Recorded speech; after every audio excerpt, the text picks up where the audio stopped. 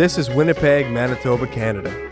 The year is 1967, and this prairie hub is experiencing an economic revitalization. New stores and new industry, new public transportation, a new hockey team, and a new artistic movement. Though largely overlooked by today's art history textbooks, Winnipeg was then home to one of Canada's most radical and exciting multidisciplinary artist collectives. If these artists are mostly unknown today, it is only because very little of their work survived. But the legacy of these innovators lives on through the anecdotes about their well-publicized stunts and references to an ambitious cinematic venture. Yet accounts of this cinematic venture often neglect to mention that no footage from the project has ever been screened. That is, until now. Thanks to recently unearthed footage, we are now able to get the first glimpse of these artists' cutting-edge film experiments and are able to reassess the creative legacy of the authors behind them.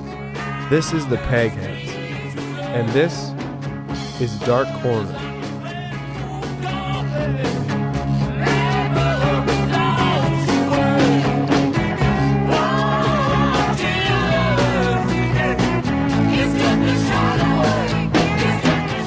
A certain amount of embarrassment as well as fear led to a slow erasure of some of the more startling and incandescent bits and pieces of these artists' work. When I look at my old notes, I have this sense when I look at them that I am letting knowledge somehow just slip away, because the way I wrote them was all in this really dense shorthand, and now they don't really make sense anymore. I feel like all these things I used to know are gone. The collective that would become known as the Pegheads began as a conversation between the architect Etienne Gabory, the sculptor Leo Moll, and the painter Colton Beauregard. The idea was to create an artistic hub in the center of Canada, reflecting a prairie sensibility.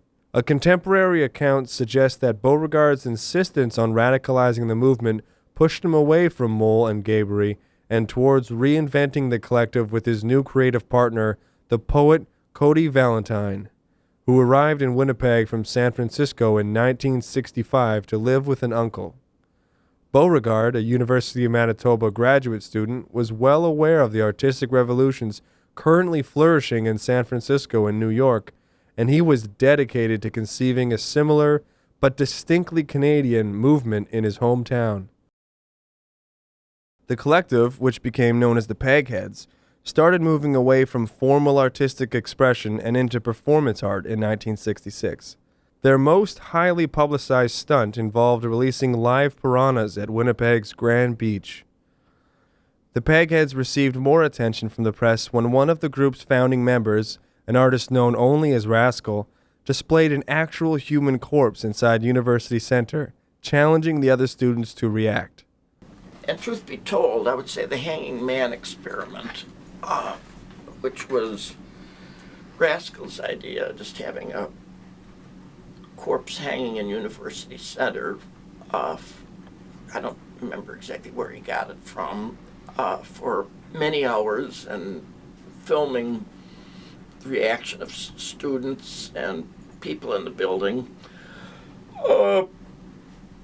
One would have thought that someone would have notified the authorities or cut the body down or done something of a humanitarian gesture sort. But I think, trying to be fair to the people who did nothing, I assume that they imagined it wasn't their business. But it was in filmmaking that the Pegheads were to make their mark, or so they believed. In January 1967, the group circulated a manifesto called the Dark Corners Project. In it, they announced their intention to remake the very idea of cinema to better reflect the state of human consciousness in a modern world. They announced that they had secured funding to produce 13 half-hour films as part of the so-called Dark Corners series. There is no evidence that any of these films were ever finished. In fact, at some point in 1967, the collective inexplicably dissolved, and most of its members were never heard from again in the art world. Just what happened during the Dark Corners project that caused such an exciting artistic collective to suddenly break up and stop producing work? In July 2011, Morgan Huverman was going through the U of M's film archives in search of an early short called The Spooling Camel, directed by Carl Mallard, who was once considered a disciple of Cody Valentine. Huverman came across 3 reels of film labeled Dark Corners. After consulting with the head of U of M's film department, George Tolles, Huverman realized that the canisters contained a buried treasure. The 3 reels were test and planning footage made as part of the aborted Dark Corners project. The footage remains largely intact, and it represents a unique glimpse into this long-lost chapter of Winnipeg's cultural history. This is the story of the Pegheads' dissolution, as told through their own footage. You're on camera. Right now? Your voice is on camera. Oh, okay. What did you want to ask me? Well, what I want to ask you is, if some rich banker is determining the tastes in painting, why should we care? Isn't that just proof that painting is irrelevant?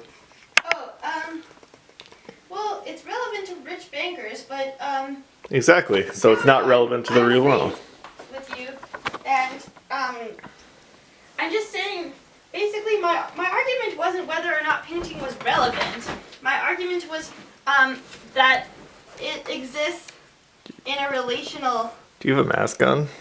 Yes. Because of cultural hegemony, it matters. Basically, just because we value rich people's aesthetic. Maybe I'm trying to say we should get off the topic of art entirely. Maybe we should conceive of our work as a form of advertising, because we recognize advertising as something more important and meaningful. And I think it has a lot of sway, but I think it has sway because it's propaganda.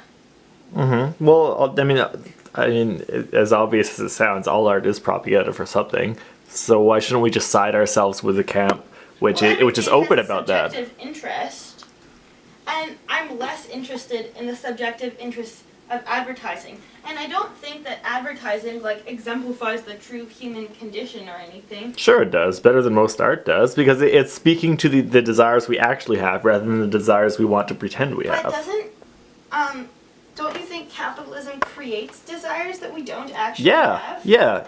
But that's part of the I don't even know if that's we part of the actually- discussion of advertising. That's not even part of the discussion of art. Art almost never even acknowledges the fact that our desires are created for us. These are all the people I auditioned. Oh no, you were so funny. I auditioned every one of these people, and the one I selected was you. What's your name? My name is Deborah What's your last name?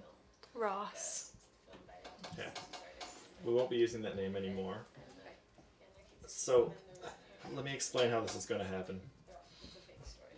I've been collecting advertisements from magazines, from television. I watch television and I write down a plot synopsis of the advertisements. These have been arranged in a pattern, the different plot synopses of advertisements. And I've had a child, my niece Gretchen, has traced a pattern. I didn't explain her why she did it, but she traced a pattern throughout them. And that's our narrative. So, you are switching coffees. The new coffee is called Temporary Fulfillment. The old coffee is called Fear of Death. I'd like you to describe why you're tired of Fear of Death and you would like to start brewing Temporary Fulfillment for me as your husband. So, honey. Yes, dear. Why did you buy a new kind of coffee? Well, I fear change. you know, our old brew, Fear of Death, I know it wasn't serving you. Animal noise, Carol. The wolf. There. Imagine the wolf. Okay, there. Keep making that noise. Keep making that noise. Why did you buy this new kind of coffee? Well, dear, I noticed later on Listen in the to the day. wolf. That's your emotional cue. My project is taking 6 episodes of Lassie and removing specifically the story, the plot, all the plot lines, so that all you see is the predictable elements of Lassie getting rewarded and gratified. And which really is what the audiences are looking for from this like trash. Is like being gratified for making it to the end of another episode to see a happy dog. It's a deception potentially. Are So- any dogs we keep in our homes happy? You know, we keep them like stunted their whole lives. The title of the movie is Cool Hand Luke Part 3, starring Peter Fonda, Rock Hudson, and Greta Garbo if she's still alive by the time of the premiere. So that's it won't be any of the plot elements in the film, and I think that's important to just focus on the exploitation of the dog. Part of Cody's experiment with Lassie footage was to get at, in a kind of Kennedy assassination way, the story behind the frankly absurd cover story of the series. So those moments of dog panic and disorientation, he managed to collect all of the different families into one place, and Lassie looking from one to another, trying to identify who the master is, and there was a lot of jesting within this larger family about how to confuse Lassie and send Lassie off on wild goose chases and pretending to danger that wasn't actually there, and a heavy use of freeze frame. I mean, if you study the face of June Lockhart carefully in freeze frame, there's a Medusa quality to it, and I think Cody was the first person to realize that she had the sort of face that could freeze a child's soul. Start so far from the bottom that you're actually coming out on top of something. Do you, I mean, you're not James Dean or Mickey Rooney, nor do you want to be. Yeah, you, nor you can James work Dean with, and Mickey Rooney, James Dean and Mickey Rooney. Yeah, man. because I think that I think this film will touch on some things and hopefully will inspire people not to engage with television or film or any medium of visual expression, because I think it's detrimental to actual relationships between humans and dogs and dogs. Don't think that I'm stopping you from expressing yourself. Because you when are. you say things like you're saying, you're not expressing yourself, you're doing actually the opposite. By choosing your own words, you fall on the words which are the words you're supposed to use. Like, who do you think's more authentic, the Beatles or the Monkees? The Monkees are, because it's not their own songs. That sounds counterintuitive, but it's really not. Because the Beatles are plugged into the culture so deep that they don't even know what they're doing. They don't have self-awareness. They don't have self-awareness of what they're doing. It's not so much that. It's that when you have something actually It is plugged so. into you, then it becomes like then it's more real, because it's an actual representation of the way things work. You know, like they're trying to express something, and all they can express is what's plugged into them. So when it's raw, like, so when I feed you words and I say use these words, I'm not saying don't express yourself. I'm saying do express yourself, because you're not expressing yourself when you're picking your words. Like that. Let me finish this thought. It's like the word is a signifier of what we're told it is, but we don't think about that normally. So if you're giving a signifier and you say this is a dog because you said it's a dog, you're aware of the word's state as a signifier of something that has been prescribed to it by something other than yourself. You didn't make up the word dog. You didn't just someday walk it up bed and say, dog, okay, I'll call this animal that. This was prescribed to you. But when you call something that you know looks like a dog, or what you think looks like a dog, then like you're not aware of what the word's actually doing. So that's why you're not expressing yourself. If I say this is a dog and you point at it and say this is a dog, you're expressing yourself more closely because you're aware as you're talking of the fact that this word has been given to this thing by something not you. And that extra awareness is actually bringing you closer to a true perception.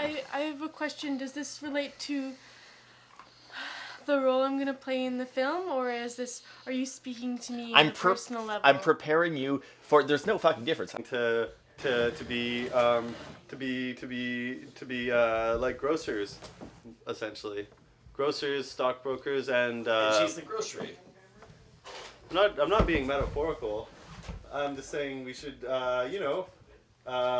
artists isn't a job or a distraction. No, it's bullshit. Is what it is. Yeah. So that's why, like, I'm an advertiser. We wanna. It's I'm an advertiser for unmaking. my ideas. The word art is a word which is like of the upper classes. And it's just an excluding term. The entire purpose of the word artist is the word only means other people aren't allowed. Poor people aren't allowed. That's what the word art means. That's why I don't use the word art. Okay. Okay? So we're making advertisement. You're going to be a product. And I'm preparing you to be like a grapefruit on a shelf. And I'm advertising this product. Mm-hmm. Do you see how that relates to the dog and the deer? No. Good. That's good. That's probably a good for the thing. best. That's a Yeah, good that's thing. probably for the best. Good. We've been in business for about 22 years now. My father started the business when he got home from the war. And then in the last 5 years, I've taken over the business, and he's since retired. Look, I've always been a fan of the arts. My family's always been heavily involved in the arts. We're regular theater goers, regular patrons of the arts. And I got to know some members of the community, Colton and a couple of your friends.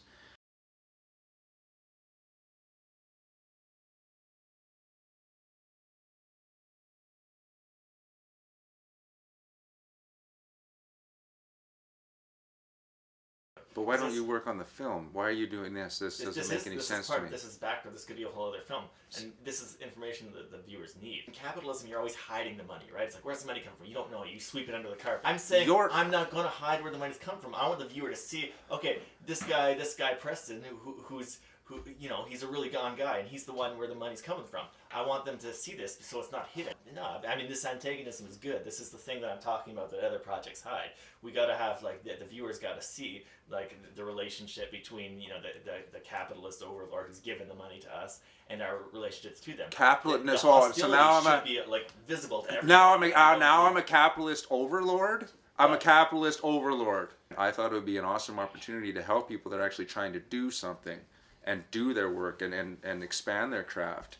But you just seem to be wasting my money and wasting my time.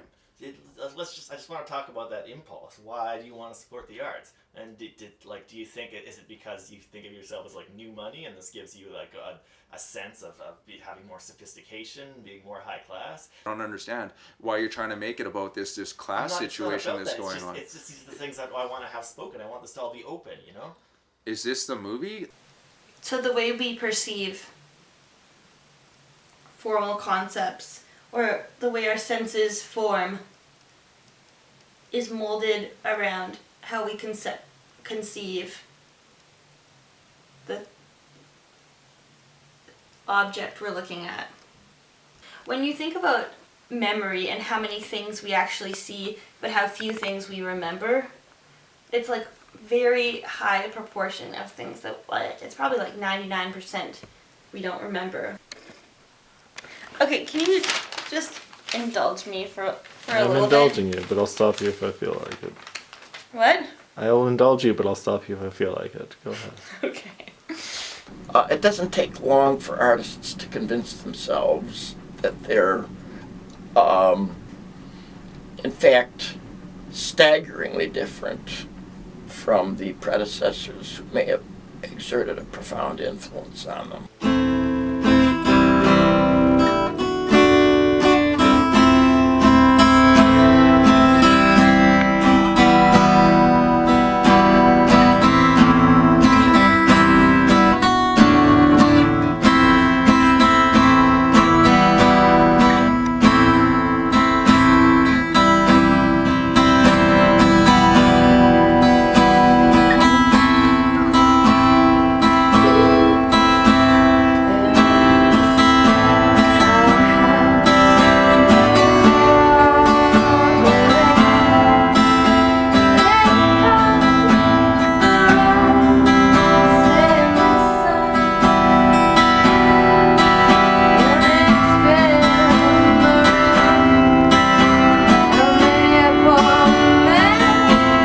actually here to, like, help you see past that it's not necessary for you to have to go back to your... It's just a uniformity thing. We have everybody else doing it, so...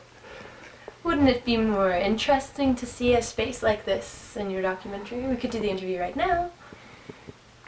I show you interesting, pretty things. Too constrictive. It feels like with the lights on me, and I mean, this is natural. It's normal. I'm free here. I don't know. Maybe I feel like more like myself in a space like this. Would you be opposed to just going ahead and just asking me whatever it is you want about? I'm not sure I just want a document of people in their comfort zone.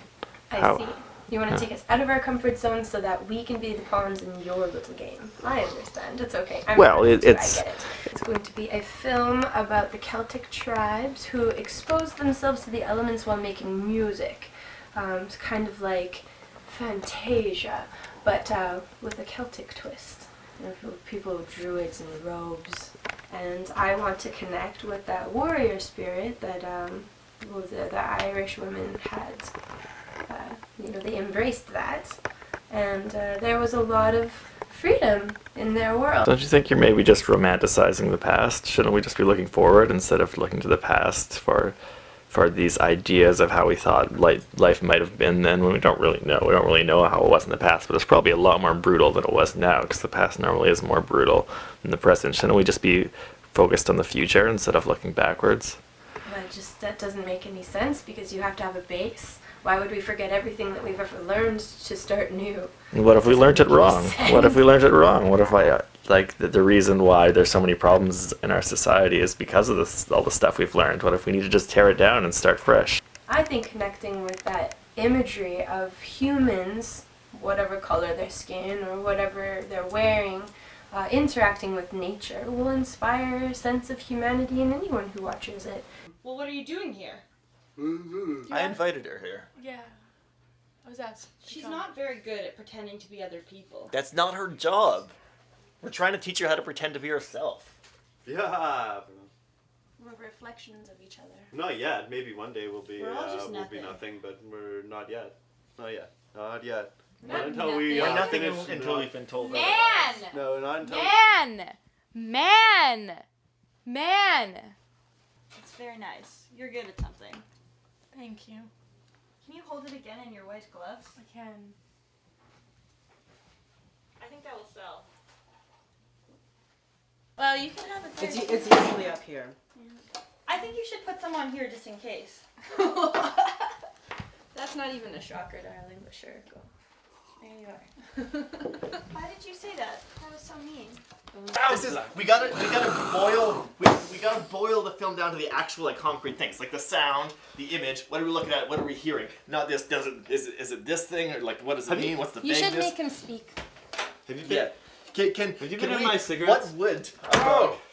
You should make your dog speak. Press So the you end. do This know is- how Put to the butter in his pretend to mouth. be. If they could. You were supposed to show me They go footage down. on Thursday. We were How all was the supposed to dog gather in around. past I life? waited for hours for people to show up to show Who me was? footage, and no one showed up. I'm I remember all my past lives. Yeah. You're working on what? I've been- That's not film. Dog. Well, who's to say it's not film? You know what she's doing? She's editing with thread. Exactly. Think about why you're using isn't the she word in charge? product. Why are you using the word product? Are we talking about a crate of oranges? Are we talking about one of your couches? This is No, because That's again, like what they do to the dog is what he's doing to us, and what we're doing to the patrons. Cody, that's true, but I'm not sure if we should load that up right now. Yeah. No, you'll see. I'll see. I haven't seen. That's why I'm here. Well, I told was you it's on supposed to- NBC. I was supposed to This have girl, seen. she Or can't CBC, see I at don't know. all, Talking about- and she still Okay, is here. Then why is lucky she girl. here? What a dull question. I don't know. Maybe she got on the wrong bus. Actually, why do we have the blind girl? What point is a girl that can't see in a film project? Who brought the blind girl? And I show up here wondering what's being accomplished, and I'm getting badgered by people that don't appear to be doing Think anything. about this for a minute. When this project is showing in New York, is this how you want to be seen? Is this how you want the audiences? This there to project is never going to be seen by anyone because nothing's being done. What are you going to show I people? understand. You understand, but you're not doing I'm anything. not exactly sure how to help at this point. It's my money. I work, man. I work. I work. You could be a hand model. That's amazing. Just the special gloves. personality. Got it. Like whether she may or may not be dead is part of the Her spirit. Her spirit is here. We're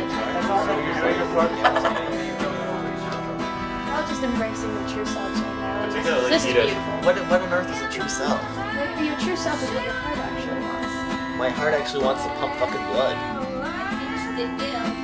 You've actually finished the film. Buy me another papa. The blind girl seems to be the only one that's actually making any harms. At least that's. At least. Make it like the project that will prevent from being made in the It's- future. We're rendering. Right. We'd make Double fucking gloves, requirements. it's You need not the a- right it's just- hands. It's just the white fucking You need the gloves. talent. Present and enjoy. Everything is a talent. But then you're a passive actor and you're easily exploited and easily used to hurt other people. And what kind of commercial would you make? We're not finishing our own art. We're finishing everyone else. I agree. How could I not be angry? Everyone's telling me to be something I'm not. To be What on earth would be the something you are? human. Yeah. Here, you can have this. I'm done.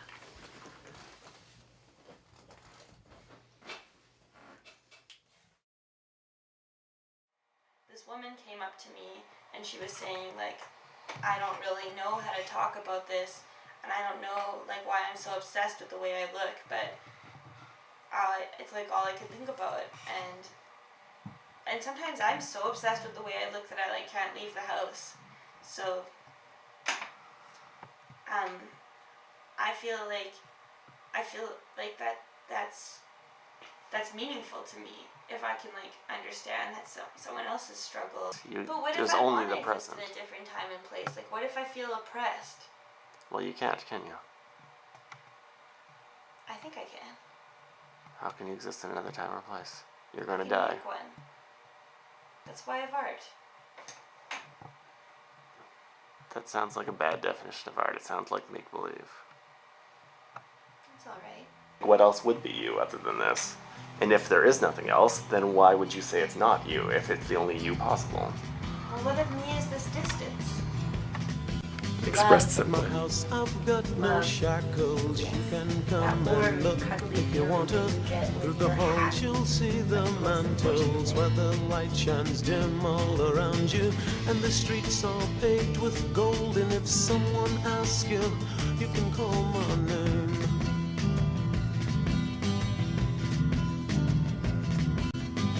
You're just a thought that someone, somewhere, somehow feels you should be here. And it's so for real to touch, to smell, to feel, to know where you are here. And the streets are paved with gold. And if someone asks you, you can call my name. You can call my name. I hear you calling my name. Yeah. All right now.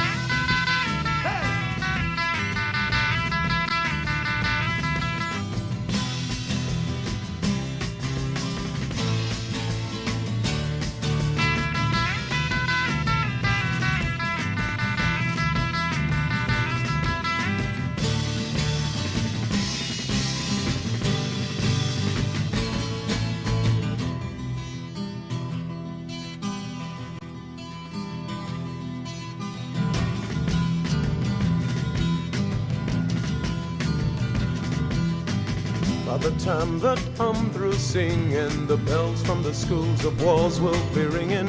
More confusions, blood transfusions. The news today will be the movies for tomorrow.